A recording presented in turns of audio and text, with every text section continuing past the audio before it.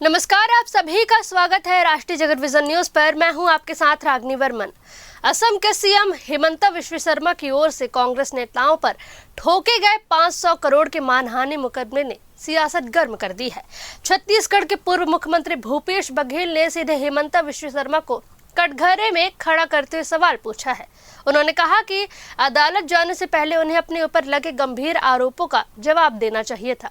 भूपेश ने साफ कहा कि डराने के लिए केस नहीं करना चाहिए, हिम्मत है तो जांच कराएं।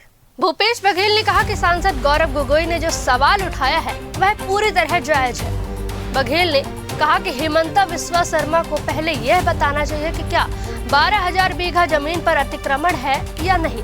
यही सवाल गौरव गोगोई जी ने उठाया है। पूर्व सीएम भूपेश बघेल ने आरोप लगाया कि सच्चाई सामने आने के डर से मानहानि का मुकदमा दायर किया गया है। भूपेश बघेल ने हिमंता शर्मा पर हमला करते हुए कहा कि अगर उनके दामन पर एक भी दाग नहीं है तो उन्हें अदालत नहीं बल्कि स्वतंत्र समिति बनाकर संपत्तियों की जांच करानी चाहिए। भूपेश ने कहा कि केस दर्ज करने के बजाय समिति बनानी चाहिए थी। अगर उनमें हिम्मत है तो जांच कराए और सच्चाई जनता के सामने लाए। सुनिए उन्होंने क्या कुछ कहा। किसका?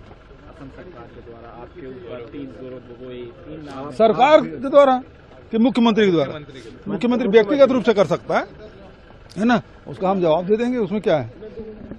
पहले ये बताए हिमंता कि 12,000 हेक्टेयर बीघा, क्षमा चाहूंगा, 12,000 बीघा जमीन में कब्जा है कि नहीं है, यही सवाल तो उठाया गोगोई ने।